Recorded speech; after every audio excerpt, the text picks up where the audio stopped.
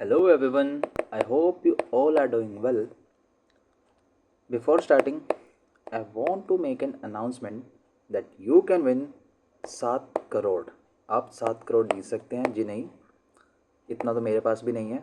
1 crore not, but definitely you can get a post, that is group A post. You have to follow 3 steps, 1, 2 and 3. Number 1 is you have to press on that red icon that starts with S and end with E, that is subscribe. Second is you have to follow the content syllabus which we are covering, and third one is definitely you have to revise it. And after this you can give your mocks, test लगा सकते हो आप. And revision तो consistently आपको करनी ही पड़ेगी. इन 3 चीज़ों को फॉलो करके you can get a group A post. You can win this post. So I hope you will follow these steps. And without wasting your time, let's get started. Last economy वाले video में हमने cover किया था अपना budget वाला part. ठीक है, उसमें हमारा बजट था. लास्ट जो स्लाइड था वो फाइनेंस मिनिस्ट्री वाला स्लाइड था आई थिंक. ठीक है, उसके बाद नेक्स्ट टॉपिक इज़ इन्फ्लेशन. इसमें इन्फ्लेशन जितने भी तरह की होती है उसका क्या इम्पैक्ट होता है उसको हम कवर करेंगे. एंड अगर आपको कुछ लगे कि मैंने कुछ मिस कर दिया है इसमें, या फिर इफ़ यू फील कि कुछ गलत है जो भी लिखा हुआ है यहाँ पर कुछ भी, तो आप कमेंट बॉक्स में बता सकते हो. कोई प्रॉब्लम होगी तो मैं उसको करेक्ट कर लूँगा. ठीक है, so let's get started. Inflation simply होती क्या है? इट्स सिंपली, अगर एनसीईआरटी की डेफिनेशन हम देखें, it means general rise in prices of goods and services. General price rise बोलते हैं ऐसे, जनरल प्राइस राइज बोलते हैं गुड्स एंड सर्विसेज में. अगर किसी एक गुड का प्राइस इंक्रीज़ हो रहा है इट मीन्स वो इन्फ्लेशन है. नो. अगर 2 का हो रहा है इन्फ्लेशन है. नो. अगर सभी सेक्टर्स, इन्फ्लेशन किसी एक सेक्टर को नहीं देखता, सभी सेक्टर्स, हमारा स्टील इंडस्ट्री है, इलेक्ट्रिसिटी है, हमारी गुड्स एंड सर्विसेज हैं, जितने भी तरह की हैं goods and services, every kind of good and services, अगर सबका प्राइस इंक्रीज़ हो रहा है over the period of time, उसको बोलते हैं इन्फ्लेशन. ठीक है, उसको बोलेंगे हम इन्फ्लेशन. अगर सिर्फ 2 या 3 चीज़ों का, कमोडिटीज़ का प्राइस इंक्रीज़ हो रहा है तो वो इन्फ्लेशन नहीं होगा, उसको कुछ और बोलेंगे, वो किसी और टर्म से जाना जाएगा. सिंपल. आपने ये सुना होगा अपने पेरेंट्स से कि पहले ना हम 40 रुपीज़ में इतनी चीज़ें ले आते थे, ये ले लेते थे हम 10 रुपये में.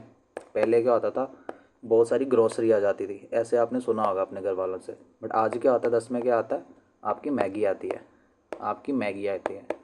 ठीक है, पहले ये मैगी भी 12 की हो गई थी आई थिंक, उन्होंने अब फिर से 10 की कर दिया बिकॉज उनकी सेल्स कम हो गई थी. सो इसको छोड़ो. So this was inflation.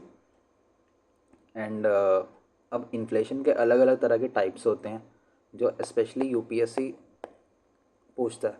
ठीक है, सो उसको हम देख लेते हैं. बिल्ट इन इन्फ्लेशन, इसके नाम में ही है. मोस्ट ऑफ द टाइम जो क्वेश्चंस होते हैं ना इकोनॉमी के, उसके नाम में ही उसका आंसर होता है, built in inflation. Built in inflation means ये, इसको कोई रेगुलेट नहीं कर रहा, मीन्स इसके पीछे कोई लगा नहीं हुआ या इसको कोई इंक्रीज़ नहीं कर रहा, ये अपने आप हो रहा है. बिल्ट इन इन्फ्लेशन है ये. जब इकोनॉमी हमारी ग्रो करेगी, इकोनॉमी मीन्स सिंपली जीडीपी, जब हमारी जीडीपी इंक्रीज़ करेगी, जीडीपी क्या होता है, GDP is final value of goods and services produced in a given year in a definite territory. एक टेरिटरी में, पॉलिटिकल टेरिटरी में, इकोनॉमिक टेरिटरी में, सॉरी, जितनी भी गुड्स एंड सर्विसेज प्रोड्यूस हो रही हैं उनकी जो फाइनल वैल्यू होगी उसको जीडीपी बोलेंगे. ठीक है, सो इसमें बोल रहा है कि जब इकोनॉमी ग्रो करेगी, मीन्स जब हमारी जीडीपी ग्रो करेगी, तब इन्फ्लेशन ऑटोमेटिकली ग्रो करेगी, इंक्रीज़ होगी. उसी को बोलते हैं बिल्ट इन इन्फ्लेशन. जब इकोनॉमी इंक्रीज़ होगी तब इन्फ्लेशन इंक्रीज़ होगी. अब जीडीपी कैसे इंक्रीज़ होगी, नए नए प्रोडक्ट बनेंगे, सर्विसेज बनेंगी, लोग डिमांड करेंगे उस चीज़ की. जब डिमांड करेंगे तब इन्फ्लेशन इंक्रीज़ हो जाएगी. सिंपल कॉन्सेप्ट है, इसमें कुछ रॉकेट साइंस है नहीं है. जब आप किसी चीज़ की डिमांड करते हो तो उसका प्राइस इंक्रीज़ होता है, उसका प्राइस इंक्रीज़ होता है. I hope this is clear. कहीं भी डाउट हो, कुछ भी हो, कमेंट बॉक्स में आप लिख देना. ठीक है, I will reply you as soon as possible. Next one is disinflation. Disinflation ये दो वर्ड से बना है। डिस्ट्रैक्ट नहीं है, डिस है, डिस प्लस इन्फ्लेशन, इन्फ्लेशन का उल्टा। इसका मतलब ये नहीं है कि कोई इन्फ्लेशन नहीं है, इट मीन्स इन्फ्लेशन जो थी ऑलरेडी वो कम हो रही है। ठीक है, पहले थी 6%, अब हो गई 4%, फिर 2% हो जाएगी, मतलब ऐसे रिड्यूस हो रही है। जब परसेंटेज ऑफ इन्फ्लेशन कम होती है, रिड्यूस होती है, उस चीज़ को हम बोलते हैं डिसइन्फ्लेशन। जब परसेंटेज ऑफ इन्फ्लेशन कम होगी उस चीज़ को हम डिसइन्फ्लेशन बोलेंगे। क्या बोलेंगे? Disinflation. I hope this is clear.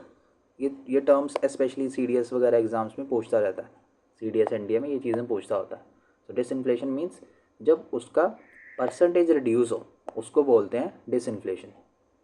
Now ये जो दो कॉन्सेप्ट हैं, इन्फ्लेशनरी स्पायरल एंड, यहाँ पे डेफिनेशन नहीं आना था, आई थिंक मिस टाइप हो गया, यहाँ पे आना था डिफ्लेशनरी।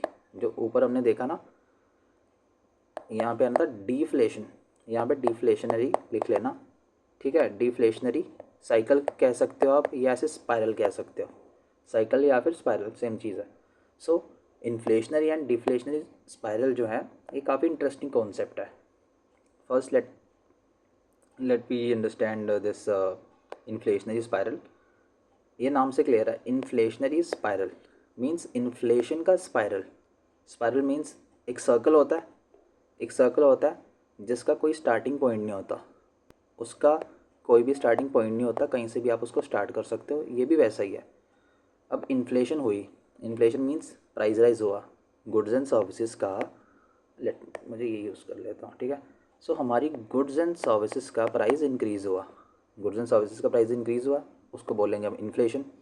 उसकी वजह से क्या हुआ? वेजेस इंक्रीज़ करनी पड़ी।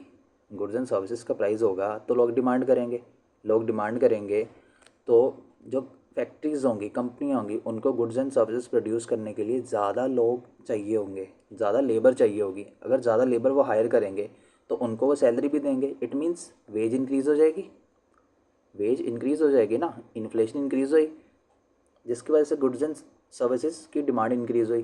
कंपनी ने क्या किया, फैक्ट्रीज ने क्या किया, न्यू लेबर को हायर किया, जिसकी वजह से वेज इंक्रीज़ हो गई।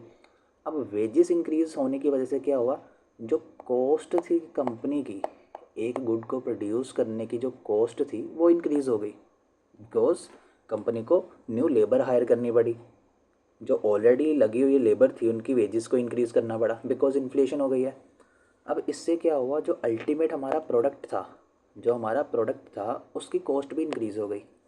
फॉर एग्ज़ाम्पल पहले कोई प्रोडक्ट 50 रुपीज़ का था, अब वो 60 का हो गया, बिकॉज कंपनी को ये एक्स्ट्रा कॉस्ट पे करनी पड़ रही है, कंपनी को ये extra wage, extra input cost pay करनी पड़ रही है, बिकॉज इन्फ्लेशन इंक्रीज़ हो गई। अब अगेन ये प्रोडक्ट प्राइस इंक्रीज़ हुआ तो इसकी वजह से क्या हुआ, फिर से इन्फ्लेशन होगी, फिर से अब जो चीज़ पहले आपको 50 रुपये में मिल रही थी अब वो 60 में मिल रही है, अब वो 60 रुपीज़ में मिल रही है। मीन्स जो 10 रुपीज़ का इंक्रीज़ आया वो क्या है, वो आपकी इन्फ्लेशन है।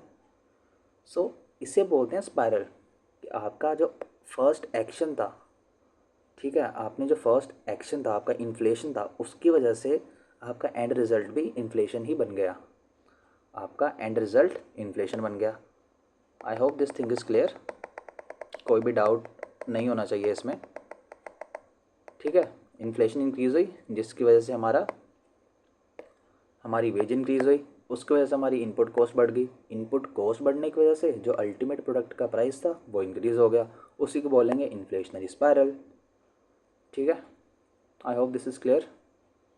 देन डिफ्लेशनरी स्पायरल या फिर डिफ्लेशनरी साइकिल, यहाँ पे डेफिनेशनरी नहीं है, डिफ्लेशनरी है। So, इसमें क्या हुआ, डिफ्लेशन का मतलब क्या होता है, डिफ्लेशन मीन्स जब इन्फ्लेशन नहीं है, जब इन्फ्लेशन नहीं है उस चीज़ को बोलते हैं डिफ्लेशन। ये तो उसका उल्टा आ गया, मीन्स डिमांड नहीं है। सिंपल बेसिक टर्म्स में सुनो तो डिमांड नहीं है किसकी, गुड्स एंड सर्विसेज की। जब डिमांड ना हो मीन्स डिमांड कम हो, डिमांड कम हो अगर गुड्स एंड सर्विसेज की, उसको बोलते हैं डिफ्लेशन। उसको क्या बोलेंगे, डिफ्लेशन। सिंपल बताता हूँ, ये सप्लाई है, ये डिमांड है। जब ये दोनों चीज़ें इक्वल होती हैं तो ना आपकी इन्फ्लेशन होती है ना ही आपकी डिफ्लेशन होती है। बट ये सप्लाई एंड डिमांड, जब डिमांड आपकी सप्लाई से ज़्यादा हो जाए उसको बोलेंगे इन्फ्लेशन, उसको बोलेंगे इन्फ्लेशन। बट जब डिमांड आपकी सप्लाई से कम हो जाए उसको क्या बोलेंगे, उसको बोलेंगे हमारा डिफ्लेशन। जब डिमांड ज़्यादा है सप्लाई से उसको इन्फ्लेशन बोलते हैं, जब डिमांड कम है सप्लाई से उसको बोलेंगे डिफ्लेशन। सो डिफ्लेशन में क्या होता है, प्राइजेस जो भी कंपनी वाले होते हैं, फैक्ट्रीज़ होते हैं, ये अपने प्रोडक्ट्स की प्राइजेस को ना कम कर देते हैं बिकॉज कोई डिमांड नहीं है। अब ये प्राइजेस को कम कर देंगे सो दैट कि ज़्यादा से ज़्यादा लोग इनके प्रोडक्ट की तरफ अट्रैक्ट हों, इनके प्रोडक्ट को खरीदें, परचेज़ करें, डिमांड इंक्रीज़ हो। सो इसने क्या किया, प्रोडक्ट के प्राइस को रिड्यूस कर दिया। इससे क्या हुआ, कंपनी के प्रॉफिट कम हो गए।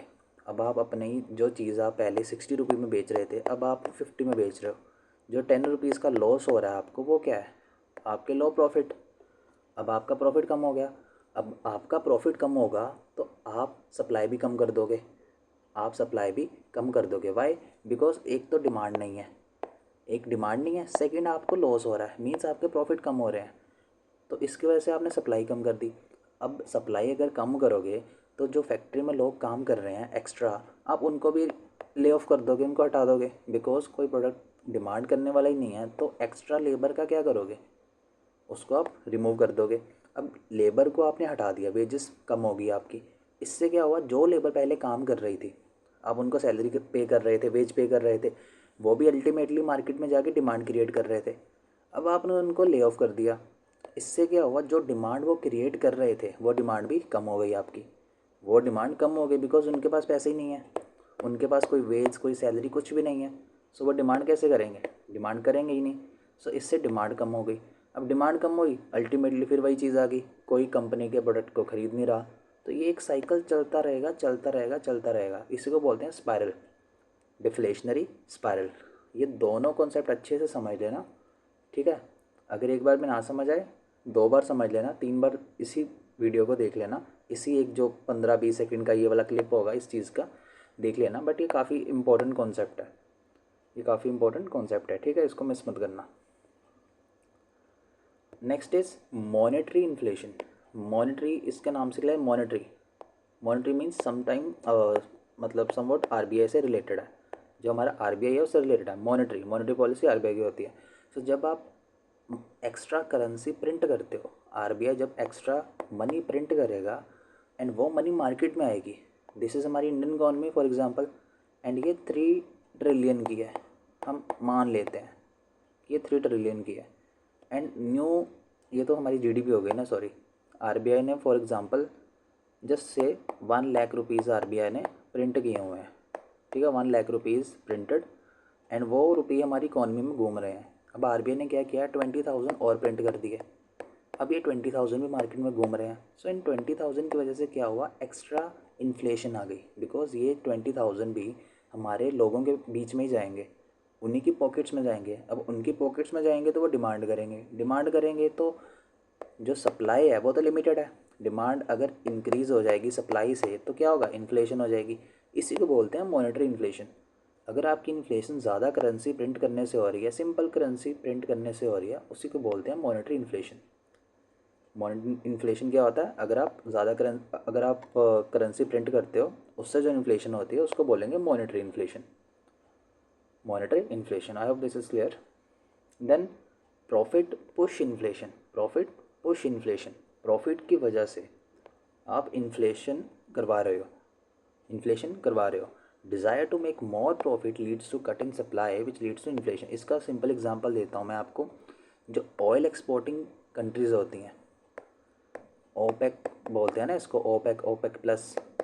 सो जो ऑयल एक्सपोर्टिंग कंट्रीज़ हैं ये क्या करती हैं, ये अपना ना एक सीज़न टू सीज़न या फिर अपने टाइम के हिसाब से ये क्या करती हैं, ये जो क्रूड ऑयल की प्रोडक्शन है उसको रोक देती हैं, क्रूड ऑयल की प्रोडक्शन को रोक देती हैं, सो दैट सप्लाई कम हो जाए। अगर सप्लाई रिड्यूस हो जाएगी तो क्या होगा, जो भी इनसे इंपोर्ट कर रहे हैं, जो भी इनसे ऑयल ख़रीद रहे हैं, क्रूड ऑयल जैसे हम ख़रीदते हैं, ठीक है, तो इनकी सप्लाई कम है। अब जो कंट्रीज इनसे ख़रीदने वाली हैं वो इनसे डिमांड करेगी कि हमें दो हमें दो। सो ये क्या करेंगे, प्राइजेस को इंक्रीज़ कर देंगे। जो बैरल सेल होती है उसको ये इंक्रीज़ कर देंगे। सो इससे क्या होगा, इनका ज़्यादा प्रॉफिट होगा, इनका ज़्यादा प्रॉफिट होगा। इसकी एक और एग्जांपल देखते हैं, होर्डिंग। लोग होर्डिंग करते हैं किस चीज़ की? टोमेटो की। आपने ये चीज़ देखी होगी, क्या होता है कि हमारे सीज़न टू सीज़न जो टोमेटो का प्राइस होता है वो काफ़ी ऊपर चला जाता है, 200 रुपीज़ kg भी चला जाता है। मैंने खुद इतने प्राइस पे एक बार ख़रीदे थे टमाटर, ठीक है। तो अभी अगर आप देखोगे 40-50 नॉर्मली इतना चलता होता है। बट अगर आप एक सीज़न देखो, मे बी विंटर्स में होता है या विंटर्स के बाद में होता है, ये 200, 250, 170 इस रेंज में टोमेटो के प्राइसेस होते हैं आपके। वो होते हैं ड्यू टू होर्डिंग, ठीक है। आपने देखा होगा कि कई बार पुलिस पुलिस पकड़ के ले जाती है जो होर्डिंग करते होते हैं टोमेटो वगैरह, तो आपने सुना होगा मे बी। तो उसको बोलते हैं प्रॉफिट पुश इन्फ्लेशन। मतलब आप प्रॉफिट के कारण प्रॉफिट को अर्न करना चाहते हो, इसलिए आपने जानबूझकर सप्लाई रिड्यूस कर दी है, जिसके कारण अब सप्लाई लिमिटेड है, डिमांड तो उतनी ही है, तो लोग आप क्या करोगे? इसका प्राइस इंक्रीज़ कर दोगे। इसी को बोलते हैं profit push inflation, profit push inflation. Then repressed inflation. Repressed का मतलब क्या होता है? रिप्रेस्ड सिंपल यार, इसका क्या बताना। रिप्रेस्ड इन्फ्लेशन मीन्स अगर कोई वॉर होती है, डिज़ास्टर होता है, या कोई भी बैड इवेंट, नेगेटिव इवेंट होता है, फॉर एग्जांपल कोविड हुआ था। तो कोविड में क्या था? सभी लोग अपने अपने घरों में बंद थे, ठीक है। हम सभी अपने अपने घरों में थे, हम बाहर नहीं, कोई भी नहीं जा रहा था, कोई शॉपिंग नहीं कर रहा था, कोई वंडरलैंड नहीं जा रहा था, कोई मूवी देखने नहीं जा रहा था, मीन्स कोई भी घूम नहीं रहा था बाहर, कोई शॉपिंग नहीं कर रहा था। बट जैसे ही लॉकडाउन ओवर हुआ, जैसे ही लॉकडाउन ख़त्म हुआ, तो लोगों ने क्या किया? लोगों ने रिवेंज शॉपिंग की। रिवेंज शॉपिंग की जिसको बोलते हैं, जिसकी वजह से एकदम से डिमांड इंक्रीज़ हो गई एंड एकदम से ही इन्फ्लेशन बढ़ गई। उसी को बोलते हैं रिप्रेस इन्फ्लेशन। मीन्स जब इन्फ्लेशन किसी वॉर, डिज़ास्टर या फिर किसी बैड इवेंट की वजह से, नेगेटिव इवेंट की वजह से, उसके बाद इमीडिएटली उसके बाद जो इन्फ्लेशन होती है उसको बोलते हैं रिप्रेस इन्फ्लेशन। मीन्स अगर वॉर है, डिज़ास्टर, वॉर हुई है, ठीक है, वॉर के दौरान आप बाहर तो नहीं जाओगे, आपको ये होगा ना कि अगर मैं बाहर गया तो मुझे कुछ हो सकता है। सो आप क्या करोगे? डिमांड अपनी कम कर दोगे। डिज़ास्टर के दौरान भी आप ऐसे ही करोगे। कोविड आया था जब, अब सभी अपने अपने घरों में थे, लॉकडाउन लग गया था, कोई भी बाहर नहीं जा रहा था, सो डिमांड ही नहीं थी, तो इन्फ्लेशन कहाँ से होगी? बट जैसे ही लॉकडाउन ओवर हुआ, सभी एकदम से शॉपिंग करने चले गए, फिर क्या हुआ? इन्फ्लेशन इंक्रीज़ हो गई। उसी को बोलते हैं repressed inflation. That is repressed inflation. I hope this is clear. कोई डाउट हो, कोई क्वेश्चन हो, please do comment, let me know क्या आपका इशू है, ठीक है। Moving next is stagflation. अब ये काफ़ी इंटरेस्टिंग कॉन्सेप्ट है and at the same time it is very dangerous for any economy.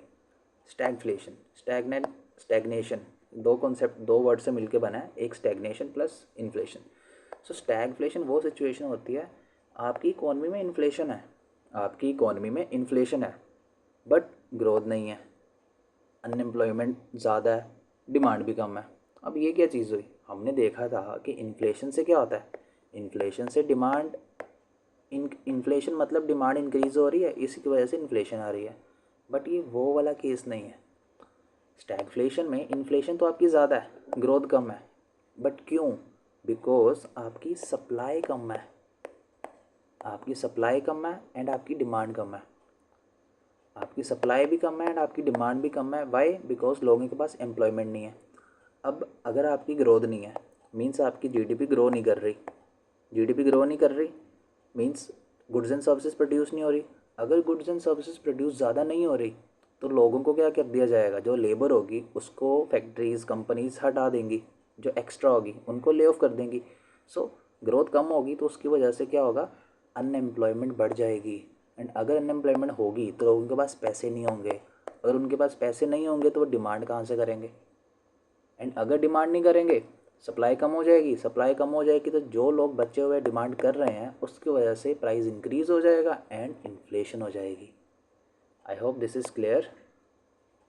इसको, इन कॉन्सेप्ट्स को अच्छे से समझ लेना, बिकॉज घुमा फिरा के क्वेश्चन आता है तो ईजी होता है, काफ़ी ईजी होता है। लो हैंगिंग फ्रूट होते हैं इकॉनमी वाले क्वेश्चंस। जो इकॉनमी के थ्योरी वाले क्वेश्चंस होते हैं, लो हैंगिंग फ्रूट्स होते हैं, इसमें कोई प्रॉब्लम आनी नहीं चाहिए अगर आपके कॉन्सेप्ट्स क्लियर हैं। सो इन सब चीज़ों को अच्छे से याद रखना। Then skewflation. स्क्यूफ्लेशन ये क्या चीज़ होती है? जब कुछ चीज़ों का, अब मैंने जब स्टार्ट किया था ये वाला इन्फ्लेशन वाला बताया था कि inflation means general price rise in all goods and services. जितनी भी गुड्स एंड सर्विसेज हैं उनका प्राइस अगर बढ़ेगा उसको बोलेंगे इन्फ्लेशन। बट अगर कुछ कमोडिटीज़ का प्राइस बढ़ रहा है, फॉर एग्जांपल आपके टोमेटो हैं, आपके टोमेटो का प्राइस बढ़ गया, आपका ब्रिंजल का प्राइस बढ़ गया, जो वेजिटेबल्स हैं सिंपली हम कहें तो जो वेजिटेबल्स हैं सिर्फ उन्हीं का प्राइस बढ़ रहा है, जो फ्रूट्स हैं सिर्फ उन्हीं का प्राइस बढ़ रहा है, तो वो किस में आएगा? वो आएगा स्क्यूफ्लेशन में, वो इन्फ्लेशन में नहीं आएगा। आप उस चीज़ को इन्फ्लेशन नहीं बोल सकते, आप उस चीज़ को इन्फ्लेशन नहीं बोल सकते। जब कुछ कमोडिटीज़ का प्राइस ही इंक्रीज़ हो रहा हो उसी को बोलते हैं स्क्यूफ्लेशन।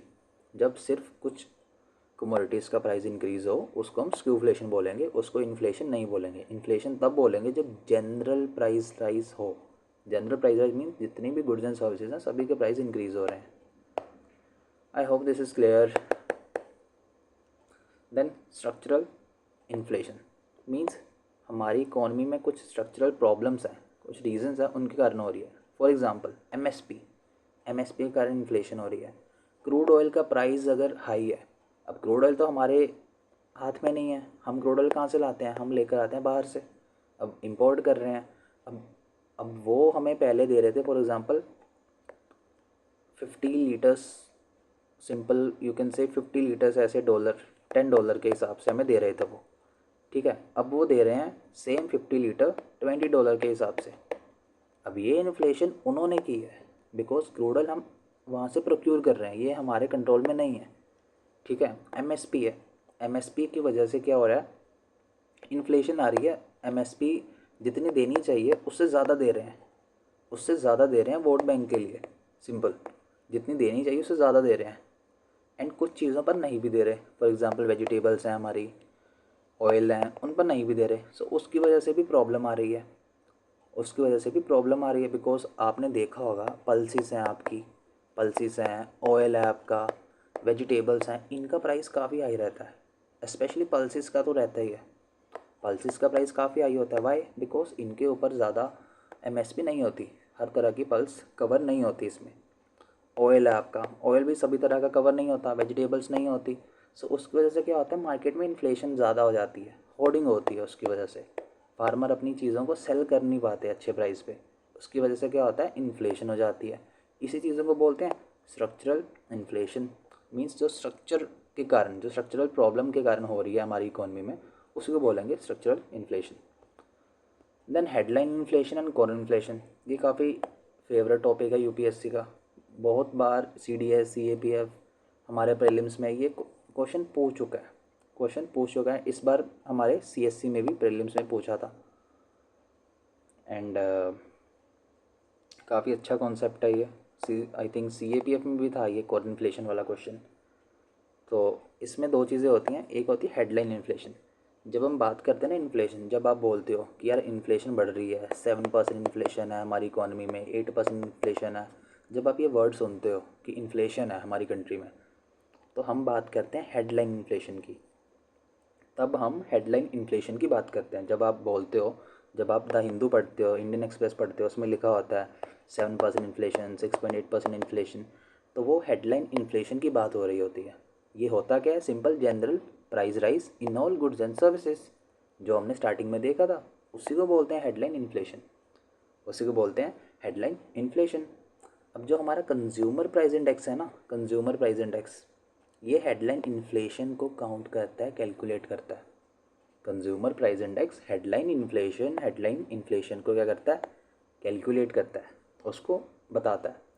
देन हमारा कोर इन्फ्लेशन आता है। कोर, दिस इज कोर, ये हमारी हेडलाइन इन्फ्लेशन है एंड ये हमारा कोर है, ठीक है। कोर होता क्या है?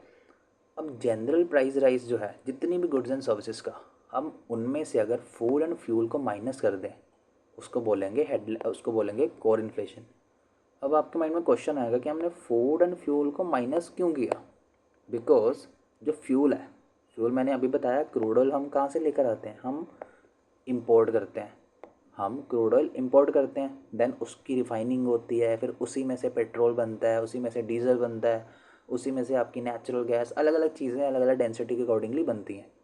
सो फ्यूल तो हमारे, फ्यूल का प्राइस, फ्यूल की इन्फ्लेशन हमारे कंट्रोल में है ही नहीं। बिकॉज उसको तो हम बाहर से लेकर आ रहे हैं, रशिया से ले रहे हैं, हमारा गल्फ़ कंट्री से ले रहे हैं। सो फ्यूल को हम हटा देंगे बिकॉज ये हमारे कंट्रोल में नहीं है। देन फूड, अब फूड इन्फ्लेशन जो है ये सीजनल होती है। फॉर एग्ज़ाम्पल, एक मॉनसून में हमारी अच्छी रेनफॉल नहीं हुई, एल नीनो चल रहा था एंड अच्छी मॉनसून हमारे नहीं थी, रेनफॉल कम हुई, जिसकी वजह से फूड क्रॉप प्रोडक्शन जो थी वो रिड्यूस हो गई, जिससे क्या हुआ, इन्फ्लेशन बढ़ गई। अब इन्फ्लेशन बढ़ गई तो इसको हम हमारी नॉर्मल इन्फ्लेशन में तो काउंट कर नहीं सकते, बिकॉज जब नेक्स्ट सीज़न आएगा, जब 2-3 मंथ्स या फिर नेक्स्ट सीज़न आएगा, तब मॉनसून अच्छी होगी, तब बारिश अच्छी होगी, तब फसल अच्छी होगी, जिसकी वजह से प्राइसेस ऑफ फूड रिड्यूस हो जाएंगे, तो इन्फ्लेशन कम हो जाएगी। इसी की वजह से फूड इन्फ्लेशन सीजनल है, फ्यूल इन्फ्लेशन आउटसाइड इवेंट्स की वजह से है। इसलिए हम इन दोनों चीज़ों को माइनस कर देते हैं, जो हमारे पास बचता है उसको बोलते हैं core inflation. I hope this is clear. Headline में से जब आप food and fuel inflation minus कर दोगे, आपके पास मिलेगा core inflation. I hope this is clear. Then reflation, reflation means inflation का वापस आना, इन्फ्लेशन का वापस आना। अब क्या था, डिफ्लेशन थी। डिफ्लेशन मैंने बताया कि जब आपकी डिमांड जो है वो सप्लाई से कम है, मीन्स लोगों के पास पैसे नहीं है, लोगों के पास पैसे नहीं होंगे तो वो डिमांड कैसे करेंगे। अगर डिमांड नहीं करेंगे तो सप्लाई जो हो रही है वो एक्सेस में हो जाएगी, मीन्स सप्लाई तो उतनी हो रही है बट डिमांड ही नहीं है तो वो एक्स्ट्रा रह जाएगी। तो गवर्नमेंट क्या करेगी, गवर्नमेंट इस सप्लाई को डिमांड से मीट आउट करने के लिए क्या करेगी, गवर्नमेंट फिस्कल स्टिमुलस लेके आएगी, या फिर मॉनेटरी पॉलिसी के थ्रू आरबीआई क्या करेगा, रीफ्लेशन लेके आएगा। मॉनेटरी पॉलिसी के थ्रू क्या क्या करेगा, आरबीआई जो बैंक रेट है आपका, सीआरआर है, बैंक रेट है, रेपो रेट है, इन सबको क्या करेगा, इन सबको रिड्यूस कर देगा, सो दैट बैंक्स ज़्यादा से ज़्यादा लोन दे पब्लिक को। पब्लिक के पास पैसा आएगा, वो डिमांड करेंगे तो वापस इन्फ्लेशन आ जाएगी। Fiscal stimulus means government highway बनाएगी, रोड बनाएगी, हॉस्पिटल बनाएगी, या फिर डायरेक्ट बेनिफिट ट्रांसफ़र कर देगी आपको, या फिर गवर्नमेंट आपको कोई स्कॉलरशिप दे देगी, कोई सब्सिडी दे देगी, सो दैट आपके पास पैसे आएँ। आपके पास पैसे आएंगे तो आप डिमांड करोगे, डिमांड करेंगे तो इन्फ्लेशन आ जाएगी। आई होप दिस इज़ क्लियर, इसमें कोई आपको इशू नहीं होना चाहिए। देन इन्फ्लेशन कैलकुलेशन, इसको कैलकुलेट कैसे करते हैं, बहुत सिंपल है। लास्ट ईयर रखो, डिनोमिनेटर में लास्ट ईयर रखेंगे, देन जो करंट ईयर होगा उसमें से माइनस कर देंगे डिनोमिनेटर को, जो आएगा उसको बोलेंगे इन्फ्लेशन। सिंपल, ये तो आपको पता ही होगा, बट ये चीज़ें पूछी भी हुई हैं सीडीएस वगैरह एग्ज़ाम में, ये ऐसे क्वेश्चन पूछ लेता है। देन अगर इन्फ्लेशन इंक्रीज़ होती है तो हमारी वैल्यू ऑफ करेंसी मीन्स जो हमारे रुपये की वैल्यू है वो डाउन चली जाएगी। अगर इन्फ्लेशन इंक्रीज़ होती है तो वैल्यू ऑफ रुपी डिक्रीज़ होती है, मीन्स इसका इन्वर्स रिलेशन है हमारे वैल्यू ऑफ रुपी के साथ। This is inflation and this is value of rupee, ठीक है। वैल्यू ऑफ रुपी के साथ इन्वर्स रिलेशन है इन्फ्लेशन का, इन्फ्लेशन बढ़ेगी, वैल्यू ऑफ रुपीज़ रिड्यूस हो जाएगी। आई hope this is clear. Moving next is impact of inflation.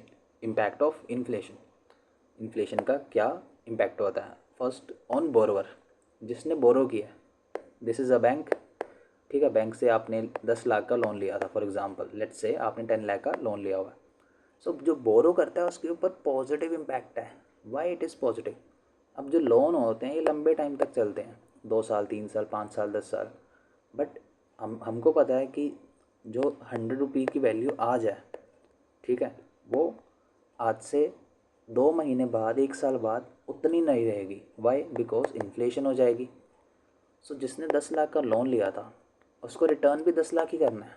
ऐसा तो है नहीं ना बैंक उससे 15 लाख चार्ज करेगा कि भाई मैंने तुझे 10 लाख लोन दिया था, इन्फ्लेशन है तो तू मुझे 15 लाख वापस कर। ऐसा तो होता नहीं है।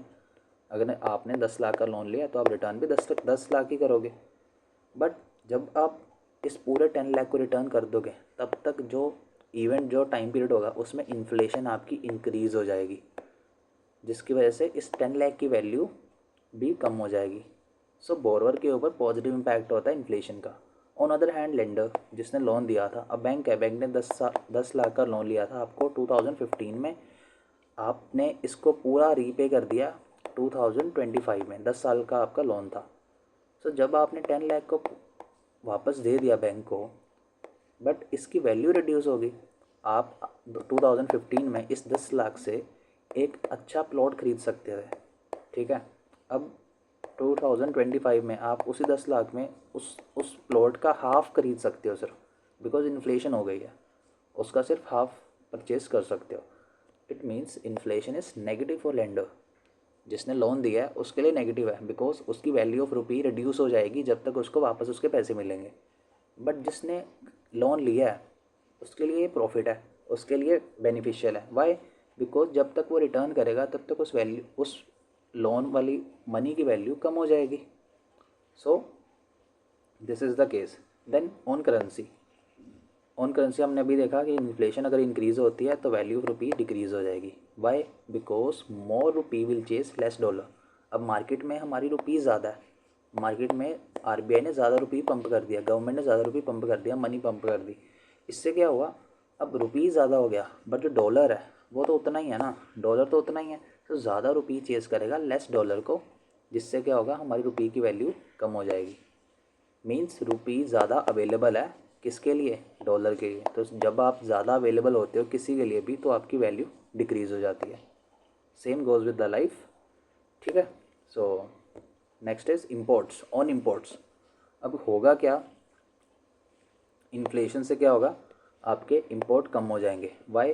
बिकॉज कॉस्ट इंक्रीज़ हो जाएगी, आपकी कॉस्ट इंक्रीज़ हो जाएगी। मैंने ऊपर बढ़ाया था इन्फ्लेशन से क्या होता है, वेज इंक्रीज़ हो जाती है। देन क्योंकि आप न्यू एम्प्लॉयज़ वे लेबर हायर करते हो, देन आपकी इनपुट कॉस्ट भी बढ़ जाती है। इसकी वजह से जो अल्टीमेट प्राइस होता है गुड का वो भी बढ़ जाता है। तो पहले कोई कमोडिटी 60 रुपीज़ की थी, अब वो हो गई है 80 की, बिकॉज इन्फ्लेशन है। जो फॉरनर पहले 60 रुपी वाली चीज़ को इंपोर्ट कर रहा था, अब सेम चीज़ के लिए उसको 20 रुपीज़ एक्स्ट्रा पे करने पड़ेंगे। इससे क्या होगा, नेगेटिव इम्पैक्ट पड़ेगा ट्रेड पे, तो वो इंपोर्ट कम करेगा। सिंपल। देन ऑन एक्सपोर्ट के लिए हमारी इंक्रीज़ हो जाती है। एक्सपोर्ट इंक्रीज़ होते हैं इन्फ्लेशन में, एक्सपोर्ट हमारे इंक्रीज़ होते हैं इन्फ्लेशन में। सॉरी ये चीज़ मैंने आई थिंक उल्टी बता दी है, सॉरी। एक्सपोर्ट में क्या होता है, जब इन्फ्लेशन होती है तो एक्सपोर्ट इंक्रीज़ होते हैं। वाई? बिकॉज मैंने बताया था डॉलर के कंपैरिजन में अगर इन्फ्लेशन होगी तो हमारी रुपी की वैल्यू कम हो जाएगी, रुपी की वैल्यू कम हो जाएगी। सो अगर रुपी की वैल्यू कम हो रही है डॉलर के कंपैरिजन में, फॉर एग्जांपल $1 जो था वो था 70 रुपीज़ का, अब इन्फ्लेशन होने की वजह से वो $1 जो था हमारे इंडियन करेंसी में वो 85 का हो गया। मीन्स आपको 15 रुपीज़ का बेनिफिट हुआ। तो आप क्या करोगे, ज़्यादा से ज़्यादा एक्सपोर्ट करोगे, ज़्यादा से ज़्यादा आप क्या करोगे, एक्सपोर्ट करोगे, बिकॉज आपको 15 रुपीज़ ज़्यादा प्रॉफिट हो रहा है। सो आप ज़्यादा चीज़ें बाहर भेजोगे। एंड फॉरनर्स के लिए बेनिफिशियल है। वाई? बिकॉज पहले वो $1 के ऊपर 70 रुपी वाली आइटम्स को परचेज़ कर सकते थे, अब वो $1 के ऊपर 85 रुपी वाली आइटम को परचेज़ कर सकते हैं। सो उनके पास 15 रुपीज़ का एडिशनल प्रॉफिट हो रहा है, एडिशनल वो डिमांड कर सकते हैं सेम अमाउंट ऑफ मनी से, जो फॉरनर्स हैं। इसी की वजह से आपके एक्सपोर्ट इंक्रीज़ होंगे। ऑन अदर हैंड इंपोर्ट की अगर हम बात करें तो इंपोर्ट डिक्रीज़ क्यों होंगे, बिकॉज कॉस्ट इंक्रीज़ हो जाएगी। वाई? सेम कॉन्सेप्ट, $1 जो था पहले 70 का था, अब वो 85 का हो गया, बिकॉज इन्फ्लेशन आपकी इंक्रीज़ हो गई है, इन्फ्लेशन आपकी इंक्रीज़ हो गई है। सो पहले अगर आप कोई $1 वाली चीज़ को इंपोर्ट कर रहे थे तो आपको सिर्फ 70 रुपी देने पड़ते थे, बट अब आपको 85 रुपीज़ देने पड़ते हैं। मीन्स आपको 15 रुपीज़ ज़्यादा देने पड़ रहे हैं। तो आप क्या करोगे, आप अपनी डिमांड को कम कर दोगे, डिमांड कम करोगे तो आप इंपोर्ट भी कम करोगे, बिकॉज आपकी कॉस्ट इंक्रीज़ हो गई है। I hope this is clear. Confuse मत होना, पहले मैंने किसी और कॉन्सेप्ट के साथ रिलेट कर दिया था, सॉरी फॉर दैट।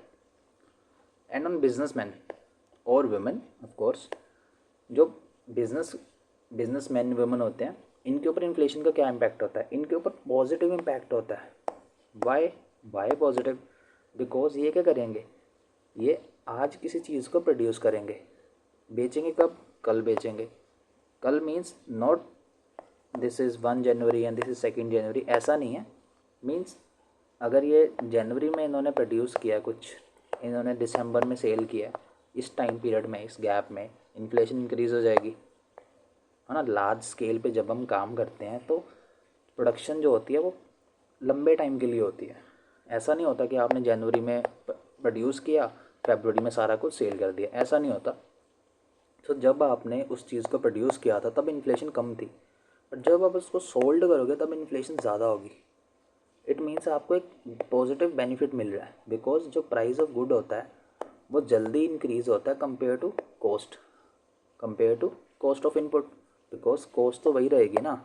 आपने जनवरी में प्रोड्यूस करके रख लिया, आपने प्रोड्यूस कर दिया, अब आपके पास वो आइटम पड़ी हुई है सेल करने के लिए, आपने उसको सेल किया नेक्स्ट ईयर, आपने नेक्स्ट ईयर सेल किया, नेक्स्ट ईयर क्या होगा, इन्फ्लेशन बढ़ने की वजह से आप इसका प्राइस भी इंक्रीज़ कर दोगे। तो जो बीच का गैप है वो आपका क्या हुआ, वो आपका प्रॉफिट हुआ,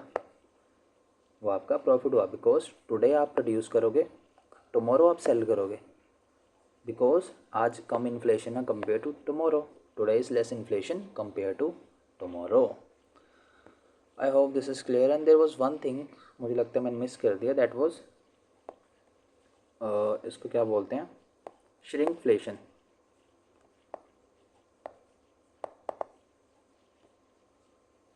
इट इज़ श्रिंकफ्लेशन, श्रिंकफ्लेशन। ये होता क्या है, श्रिंक मीन्स किसी चीज़ की क्वांटिटी कम हो जाना। सो श्रिंकफ्लेशन वो चीज़ होती है जब आप गुड का प्राइस सेम रखते हो बट उसकी क्वांटिटी को कम कर देते हो। फॉर एग्ज़ाम्पल यहाँ पे आपकी 10 रुपीज़ का क्या था, 10 रुपीज़ का लेज़ था, लेज़ का पैकेट था जिसमें आपका लेट्स से 50 ग्राम लेज़ आता था। अब सेम वही 10 रुपये वाला पैकेट सेम है, बाहर से सब कुछ सेम है, ब्रांड सेम है, लेज़ है, बट वो 40 ग्राम हो गया। इसको क्या बोलते हैं, इसको बोलते हैं श्रिंकफ्लेशन, जिसमें प्राइस सेम रहता है बट क्वांटिटी कम हो जाती है। प्राइस सेम रहता है बट क्वांटिटी कम हो जाती है, उसको क्या बोलते हैं, उसको बोलते हैं श्रिंकफ्लेशन। श्रिंक हो गया, श्रिंक क्या हो गया, क्वांटिटी श्रिंक हो गई, क्वांटिटी आपकी श्रिंक हो गई, उसी को बोलते हैं श्रिंकफ्लेशन। क्या बोलेंगे हम, shrinkflation. I hope this is clear to all of you. कोई भी डाउट हो, कोई क्वेश्चन हो, कोई क्वेरी हो, you can drop a comment. And if you are new to this place, new to this channel, you can hit that red icon. And this was it for today. We'll be back with another next part, that would be हमारा money. Next जो होगा part वो हम money करेंगे, उसमें money creation कैसे होती है, फीचर्स क्या होते हैं, टाइप्स क्या होते हैं, M1 M0 एक्सेट्रा, उस सब को हम कवर करेंगे। Thank you for watching this video.